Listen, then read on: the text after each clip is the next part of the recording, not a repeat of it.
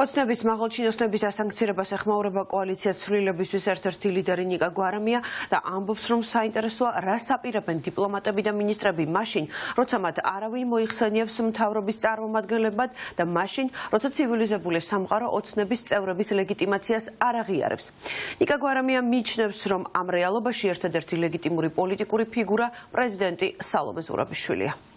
Დიპლომატიური პასპორტის მიხედვით ხდება იმათი იდენტიფიცირება, ვინც ვერ გადაადგილდება, ვერ გადალახავს კონკრეტული ქვეყნების საზღვრებს. ეს იმას არნიშნავს, რომ ეხლა დიპლომატიური პასპორტი აქვს, ხვალ ჩვეულებრივს აიღებს და მაინც იმოგზაურებს. არა. ეს არის იდენტიფიკაციის მეთოდი, შესაბამისად ძალიან მაინტერესებს ქართული დიპლომატებიც მათ შორის რას აპირებენ და მინისტრები. არსად ამ ხალხს არავინ არ იხსენიებს საქართველოს წარმომადგენლებად ან საქართველოს მინისტრებად.